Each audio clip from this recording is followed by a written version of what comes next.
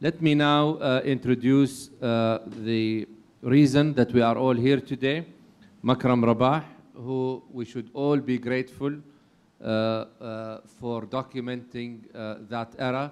If you haven't read his book, you know, you have no excuse as an AUB alumni not to have read the book. It will take you down memory lane. It's such a good read. I have read it about a month ago. I'm very grateful for Makram for writing it. I understand that Makram has the book here, so you can get the book and you know, an autograph.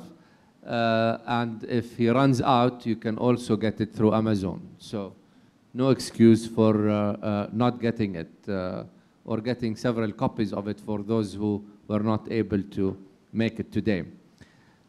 With that, let me introduce Makram, who's a political analyst at the New Opinion Workshop in Lebanon, an independent, non-sectarian forum that provides comprehensive coverage and analysis of key issues and news related to Lebanon. Makram, who has a law degree from the Lebanese University, was vice president of the University Student Faculty Committee for 2 consecutive terms from 2005 to 2007, while a student at AUB. He is currently a doctoral candidate at the Department of History at Georgetown University, and his research interests include the modern history of Lebanon and the role of memory in the reconciliation process.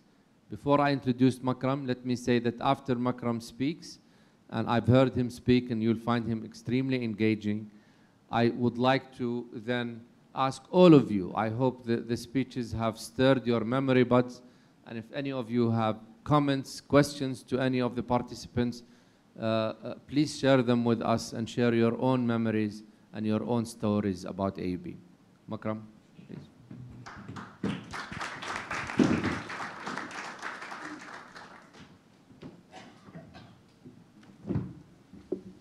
Good evening. I just want to share, because we mentioned the name of Al-Akh Muammar Qaddafi and we mentioned Najm.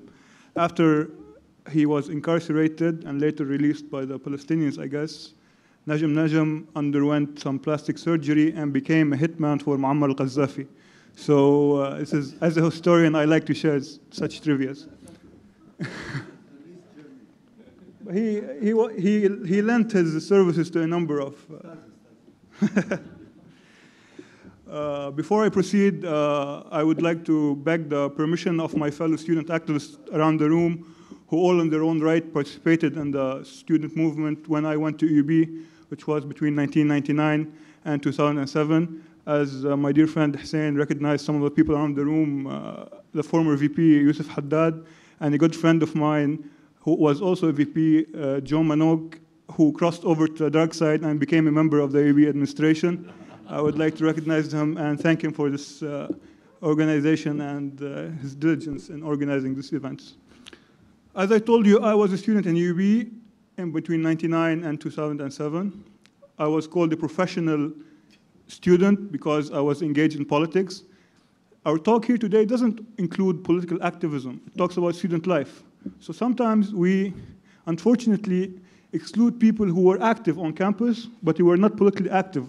I consider activism to be multifaceted. For example, one could be a sports athlete in UB. This is activism. He could be engaged in art, culture, and in clubs, and all these. These are student activists. So we are not being fair when we exclude these people, because in their own right, they were all student activists. I was also a student of the Lebanese University, the faculty of law, when it was at the Sanaya in West Beirut. I can't claim that to have enjoyed student life there because I was never active in the Lebanese University. But I asked myself, why was I active in UB and not active at the Lebanese University? I think after 7 years in UB, I realized why I was active, and I'll try to share some of these ideas with you. I am active in UB because my rights as a student are enforced by the administration, first of all, and they're respected. And before they treat me as a political activist, they have to treat me as an AUB student and as a citizen. Because President Bliss, if you read his speeches, he talks that the idea of AUB, or as a Protestant mission back then, as a institution of higher learning now is not to graduate students. He uses the word, we are making men, and he uses men in the wide sense of the word. He wants people who can lead their communities, and UB has provided a number of examples. Going back to my days in UB, as it was pointed out, the main topic of the day was the Syrian occupation, or the presence, whatever you might want to call it, of Syria, of Lebanon. Although I don't adopt the idea that Lebanon is a refuge to these minority groups in the Arab world, but nevertheless, UB has always been a refuge to ideas, a refuge, a space where people could speak out. When people were not allowed to be active in Lebanon, and I recall a couple of our fellow Christian political movements in Lebanon, when they were persecuted, when they were assassinated, when they were incarcerated, UB was always a space for them to speak out.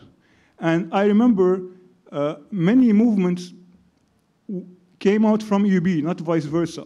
Although Elias pointed out that it's a confessional system, and I do acknowledge this, they called me a prominent member of the Progressive Youth Organization, so I did receive orders from outside, but believe me, I never listened to them. They might tell me what they want, but UB wants something else, because you can't force your will on the UB body as a whole. You need to integrate it. You need to change it, to morph it, to see what makes sense in UB. So people might want to enforce their will in UB, but UB has a way of leveling stuff. So, and I served, as Marwan pointed out, as vice president of the university student faculty committee, which is actually the student council in our days. I had the chance to take part in the glorious Cedar Revolution, and I'd just like to point out that we are now celebrating Samir Asir's birthday a couple of days ago, and this was really a depressing part for me when I was a student activist. Although we did participate in the student movement, and we participated in these demonstrations which liberated our country back in 2005, and it was a really important juncture in the history of our nation. Nevertheless, it was also depressing when we got word of these intellectuals being assassinated on the streets of Beirut, or these political activists.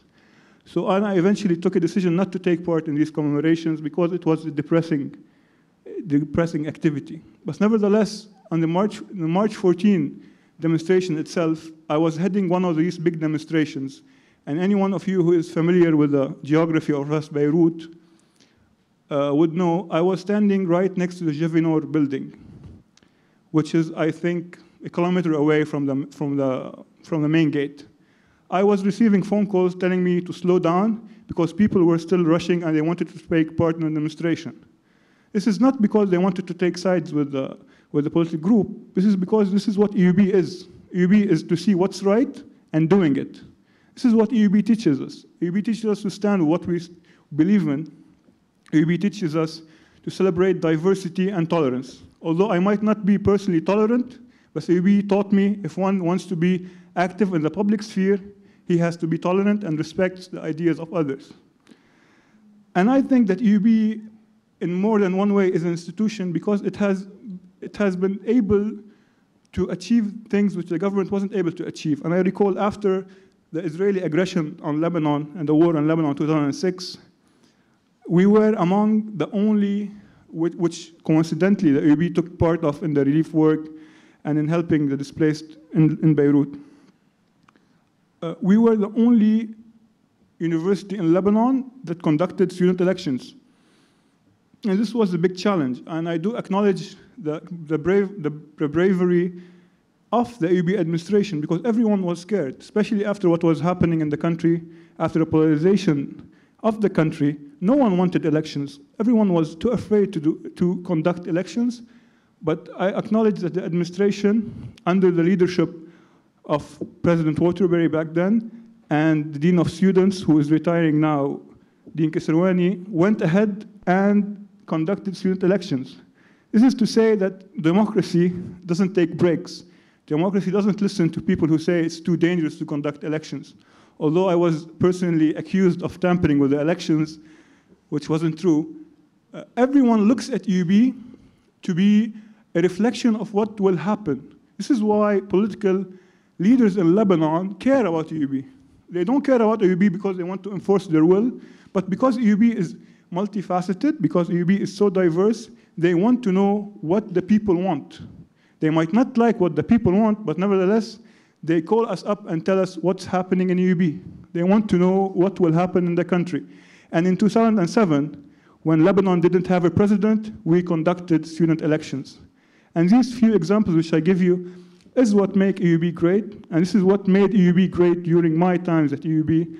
And I hope that when my children and your children go to EUB, EUB still remains the same, and it's our job and duty to protect it. Thank you very much.